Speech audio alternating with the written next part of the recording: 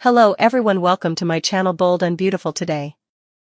The stifling heat of the chapel pressed down like a physical weight, thick with the cloying sweetness of too many lilies and the collective, stifled breath of grief, as Poppy stood before Luna's casket, a polished vessel holding the vibrant, chaotic force extinguished too soon, and the carefully constructed dam within her finally, irrevocably shattered. Her voice, when it came, wasn't the booming declaration one might expect for such a moment, but a raw scrape against the oppressive silence, a sound wrenched from a place so deep and dark it seemed to chill the humid air, cutting through the murmured prayers and stifled sobs like shards of ice.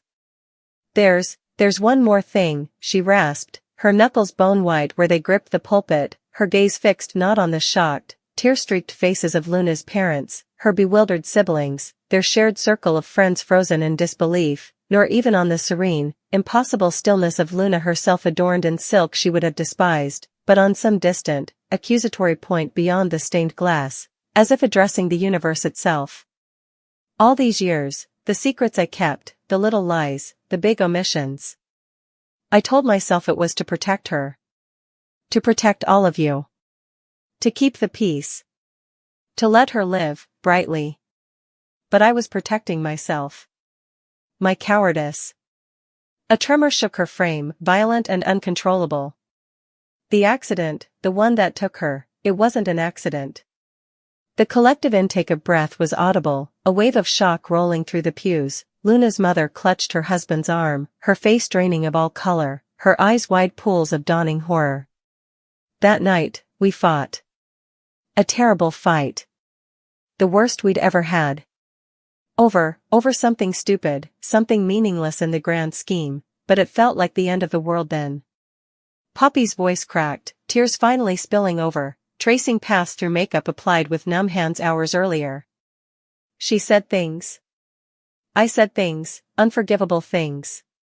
We screamed at each other on the phone, venomous words meant to wound, to scar. And then, she said she couldn't do it anymore. Couldn't breathe. Said she was going for a drive to clear her head, to get away from me, from everything. I knew how upset she was. How reckless she could be when the darkness took her. I felt it, that chilling spike of fear. But I was still so angry, so wrapped up in my own hurt pride. Her confession hung in the air, thick and poisonous. I didn't beg her to stay. I didn't say, please, Luna, just calm down, let's talk. I didn't say I love you. I said. Fine. Drive. See if I care. And then I hung up. Slammed the phone down. A sob ripped from her throat, harsh and ugly. I knew. In that moment, as the silence crashed down after the dial tone, I knew it was wrong. I knew she was spiraling. But I was too proud, too stubborn, too consumed by the bitter residue of our fight to call her back. To swallow my anger and say the words that mattered. Minutes later, the call came. She paused, the memory of physical blow that doubled her over for a second before she forced herself upright, facing the horrified congregation. The police said she lost control on the curve by Miller's Creek. High speed. They found her phone, she'd tried to call me. 3 times. While she was driving. While she was panicking? Crying? Trying to take it back? I don't know. I'll never know. Because I silenced my phone. I put it face down, vibrating against the wood of my desk, and I ignored it. I ignored her final calls. Her final plea. The guilt wasn't a wave now, it was an ocean she was drowning in, right there in front of everyone who had loved Luna. My silence, my petty, vindictive silence, it wasn't just neglect. It was a choice. A choice fueled by anger. And that choice, it distracted her. Maybe she was looking at the phone, waiting for me to answer. Maybe the ringing itself startled her. Maybe the despair of me not answering, it tipped her over the edge she was already teetering on. Poppy lifted her head, her eyes blazing with a terrible, self-immolating clarity. The road was wet, they said. She was speeding, they said. An accident, they said. But it wasn't just an accident. It was me. It was us. It was the words we hurled like weapons, and the crucial words I withheld. It was my refusal to answer when she reached out. I sent her out into that night, raw and shattered, and then I shut the door. I as good as pushed her off that curve. The chapel was utterly silent now, save for Poppy's ragged breathing and the low hum of the air conditioning fighting a losing battle against the emotional heat. Faces were masks of disbelief, anger, profound sorrow, and dawning comprehension. Luna's father had buried his face in his hands, her brother stared at Poppy with a look of pure, undiluted betrayal. I have carried this, Poppy whispered, the strength leaching from her voice, leaving only desolation, every single second since that night. This crushing weight. This knowledge that the last thing Luna felt from me wasn't love, but rejection. That her final moments were filled with the terror of that crash, and the despair of me not answering. I killed her as surely as if I'd grabbed the wheel. Not with my hands, but with my heart. With my stubborn, prideful, unforgivable anger. She swayed, looking down at the casket, her voice dropping to a broken murmur meant only for Luna, yet echoing in the dreadful stillness. I'm so sorry, Luna. So desperately, eternally sorry. For the fight. For the words. For the silence. For not being there when you called. For letting the darkness win. I loved you. I loved you more than anything, and I failed you in the moment you needed me most. That is my final secret.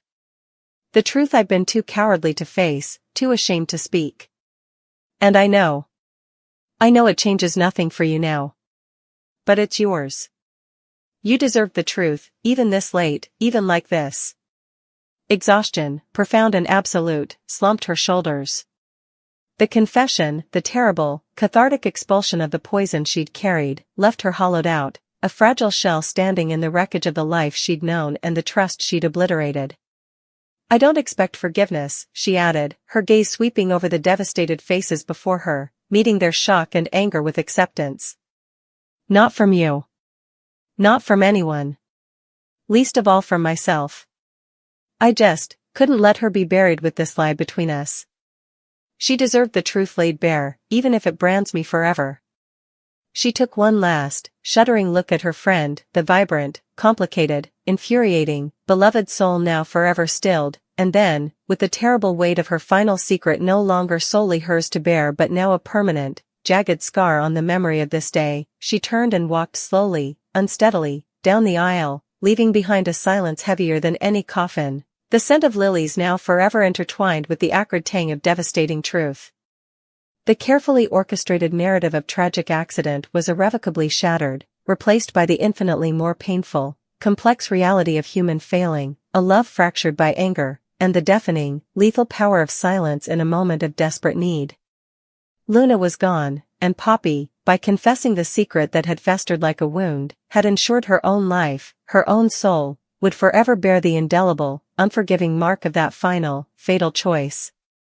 The funeral wasn't just for Luna anymore, it felt like the burial of Poppy's former self, the one capable of such a devastating, hidden cruelty born of momentary, human weakness. The heat in the chapel felt less like summer now, and more like the oppressive glare of judgment, inescapable and absolute. Devastated by Luna's passing, Finn accuses Steffi of refusing to accept his new daughter.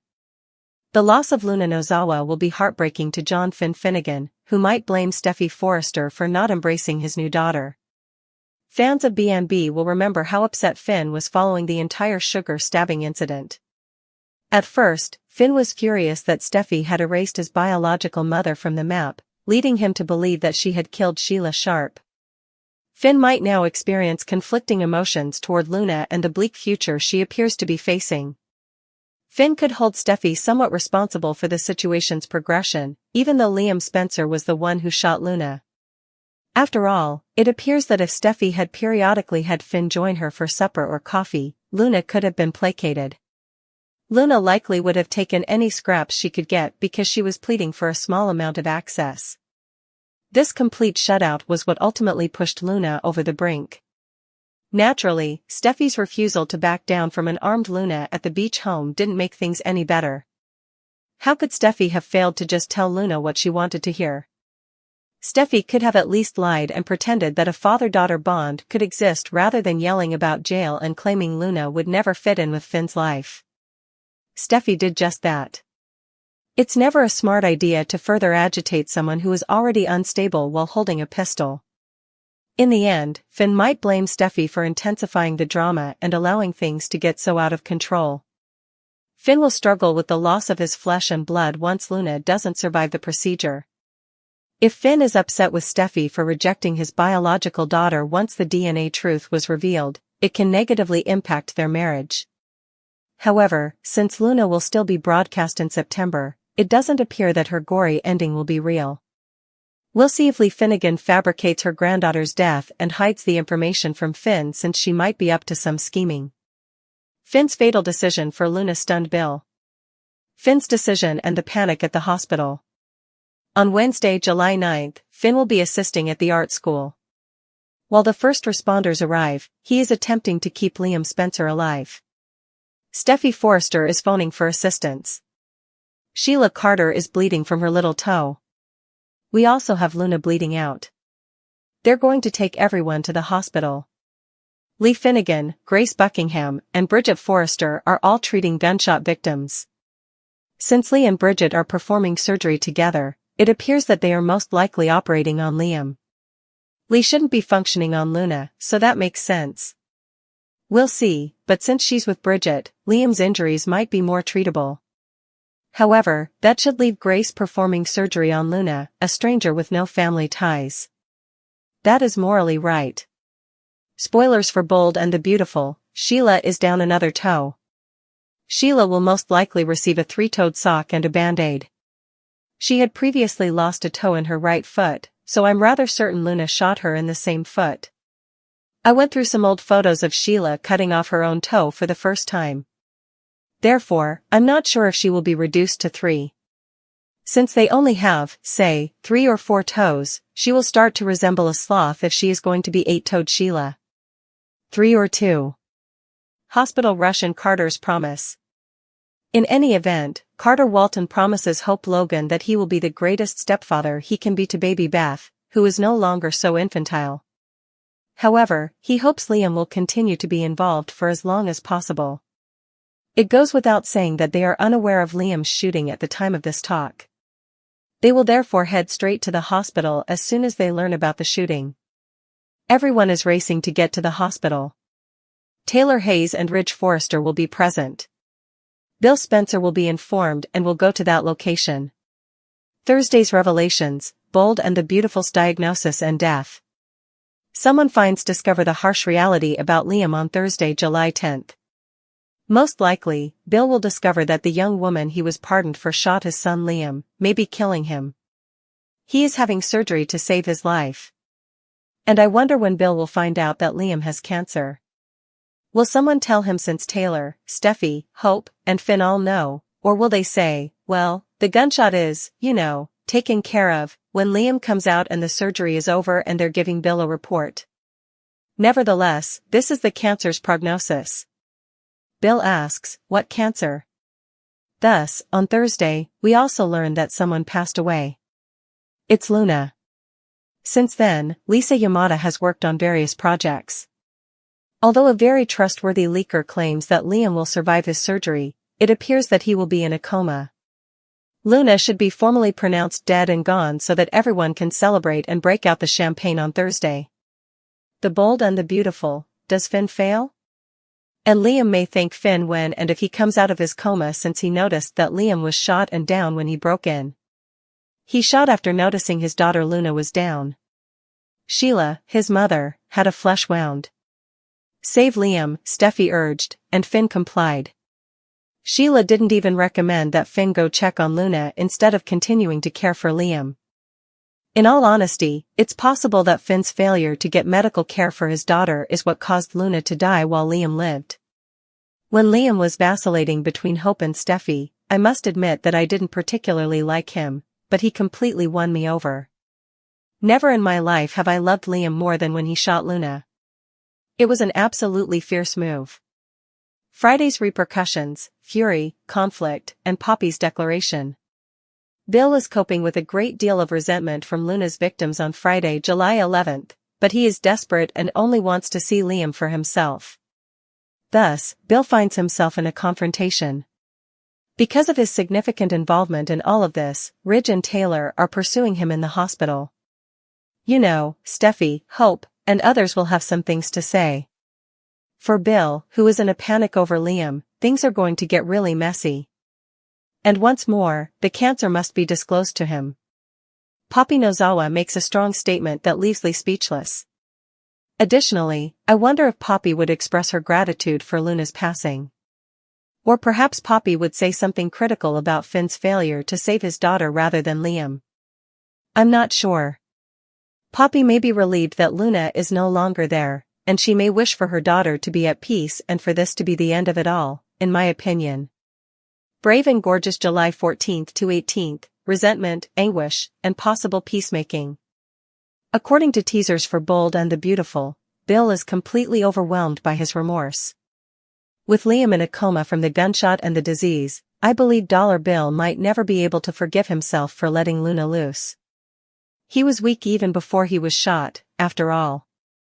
He said, "Well, I'm a dead man anyhow," which was his whole justification for not minding shooting Luna. Who was going to take action? Additionally, he shot her. Steffi and a host of other people will undoubtedly attack Bill when he is at his lowest moment because they believe Liam deserves more than his father letting that beast loose on everyone. Hope and Carter will be quite anxious at the hospital. Since Liam will be in this coma for an indefinite period of time, Steffi, Finn, and others will be in a panic.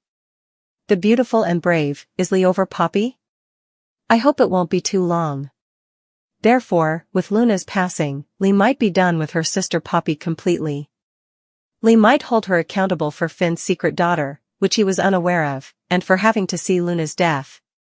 Finn must be tired of all of this. He most likely has no regrets about saving Liam. However, the entire situation is simply terrible. Lee will undoubtedly feel sorry for her kid Finn and hold Poppy accountable for the entire situation. Sheila will experience strife once more. Luna has passed away. Rather than saving his daughter, Finn saved Liam. Sheila knew that her granddaughter would never stop, but she still adored Luna and will miss her. Luna's passing will please Deacon Sharp. When speaking to Sheila, he might be a little more kind, but he will be pleased that she lived and will undoubtedly sympathize with her since she was wounded in the foot and has additional damage to her toes. I wonder whether Luna accidentally shot her in the same small nub, causing her to only re-injure the nub of her remaining toes rather than losing both of them. Hope will now be in a complete panic over Liam. They had more time, she believed. They say, "Oh, we can do this experimental whatever on him, you know," and Bill signs off on it, if the coma episode somehow gives them the bandwidth to heal his cancer while he is already unconscious. Carter won't be able to hold on to Hope, in my opinion. I'm presuming Liam will survive this, you know. I believe they would have killed him by now if they were planning to do so. We shall see. Bold and the Beautiful, Sheila's Destiny, Romance, and Fallout. The shooting will have significant repercussions overall. People are okay with losing Luna, but after nearly losing Liam and Steffi, their lives are once more in jeopardy. Once more, Finn will simply be fed up with this whole situation. He will detest the fact that Liam was shot and Steffi was threatened. He might despise the fact that he is pleased that Luna is no longer there. Now that her kid is dying and there is nothing left for her, Poppy might be leaving soon. And soon, we'll witness things take center stage. The relationship between Brooke Logan and Nick will take center stage. Ridge and Taylor's engagement will take center stage. Ridge discovers he is meant to be with Brooke at the upcoming remote filming in Italy. Steffi will have the support of Taylor and Ridge. At Liam's bedside, she and Hope will be keeping vigil. And since Sheila put her life in danger to save Steffi, things might become better for her after this. John Finnegan dreads but anticipates with a bone-deep certainty, Luna Nozawa, his newly discovered daughter, has succumbed to her gunshot wounds. In that cataclysmic moment, the fragile scaffolding of Finn's world, painstakingly rebuilt after the sugar-stabbing nightmare and the seismic betrayal of Steffi killing Sheila, will collapse once more, burying him beneath an avalanche of grief so profound it threatens to suffocate his very soul. Yet, this grief won't exist in a vacuum, it will twist and mutate, finding a terrifyingly potent outlet in a direction that fractures the bedrock of his life. Blame, sharp and corrosive, directed squarely at his wife, Steffi Forrester, for her unwavering, absolute refusal to accept Luna into their lives. Finn's devastation won't merely be about the tragic loss of a daughter he barely knew, it will be poisoned by the agonizing conviction that Steffi's rigid, unyielding stance created the pressure cooker that inevitably exploded, costing Luna her life and him the chance he was so desperately, if conflictedly, seeking. The specter of past traumas looms large, casting long, dark shadows over Finn's capacity to process this fresh horror. Recall the visceral turmoil that consumed him when he believed Steffi had deliberately ended Sheila Carter's life. Despite Sheila's monstrous actions, the biological tie, that primal, inescapable connection to the woman who gave him life, triggered a deep, instinctual grief and a profound sense of betrayal in Finn. He wrestled with loyalty, love, and the horrifying reality of his wife extinguishing his birth mother, however justified Steffi's actions might have seemed in self-defense. That experience fundamentally altered Finn's emotional landscape, leaving him acutely sensitive to the complexities and painful obligations of biological bonds, however inconvenient or dangerous they might appear. Now, faced with Luna's violent death, those complicated feelings surge back with terrifying force. Luna wasn't a monster like Sheila, she was a vulnerable, emotionally shattered young woman, his flesh and blood, desperately reaching out for acknowledgement, for a sliver of paternal connection in a world that had consistently rejected her. Finn's grief will be compounded by a crushing weight of guilt for not protecting her, guilt for not finding a way to bridge the chasm Steffi insisted on maintaining, guilt for the life she never truly got to live as his acknowledged daughter. He will replay every missed opportunity, every moment he capitulated to Steffi's demands to keep Luna at arm's length, wondering if just one act of defiance, one moment of paternal assertion, could have altered this tragic trajectory. It is precisely within this maelstrom of grief and guilt that the seeds of blame find fertile ground, taking root with terrifying speed. While Liam Spencer physically pulled the trigger at the beach house, the chain of events that led that gun into Luna's desperate hand, and that desperation to erupt in violence, will seem, to Finn's shattered psyche, to trace back inexorably to Steffi's door. He will fixate on the absolute nature of Steffi's rejection. Luna wasn't asking for the moon, she was begging for crumbs, a coffee, a brief dinner, any minimal acknowledgement that she existed as Finn's child. Finn had likely pleaded Steffi's case internally, arguing that her protectiveness over Hayes and their family unit was paramount, that Luna's instability was a threat. But faced with Luna's corpse, those arguments crumble into dust. The stark reality becomes undeniable: Luna's fragile psyche, already fractured by rejection, manipulation, and the revelation of her true paternity, was pushed beyond its breaking point by the total, unrelenting shutout enforced by Steffi. That shutout wasn't just a denial of access, it was a denial of Luna's very identity, her right to exist in her father's world. It was the ultimate confirmation of her deepest fears, that she was unworthy, unlovable, a mistake to be erased. Finn will become consumed by the agonizing what if Steffi had allowed even the smallest concession. A supervised meeting, a phone call, a simple acknowledgement that Luna was Finn's daughter? Could that tiny thread of connection, that minuscule validation, have been enough to anchor Luna, to prevent her descent into the despair that drove her to the beach house armed and desperate? In his grief-stricken mind, the answer becomes a resounding, accusatory yes. The confrontation at the beach house itself will replay in Finn's nightmares, not just for its violence, but for Steffi's role within it. From Finn's perspective, fueled by hindsight and anguish, Steffi's actions weren't just defiant bravery, they were reckless provocation bordering on fatal folly. Facing an obviously unhinged young woman holding a gun, consumed by despair and rage born directly from Steffi's rejection, Steffi chose not de-escalation, but confrontation. Instead of employing even a tactical lie, a promise to talk, a suggestion that maybe a relationship could be explored later, anything to lower the temperature and buy time, Steffi doubled down. Her words weren't just a refusal, they were a brutal reinforcement of the rejection that had driven Luna there. Ranting about prison, declaring Luna would never have a place in Finn's life, in Hayes's life, was like throwing gasoline on a bonfire. Finn will grapple with the chilling thought, why couldn't Steffi, the master strategist, the protector, see that survival in that moment depended on saying anything to calm the volatile situation?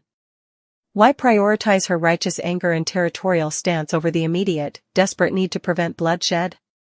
Her rigid, unyielding stance in that critical moment, Finn will believe, directly escalated the tension, pushing Luna further over the edge and contributing to the chaotic sequence that ended with Liam firing.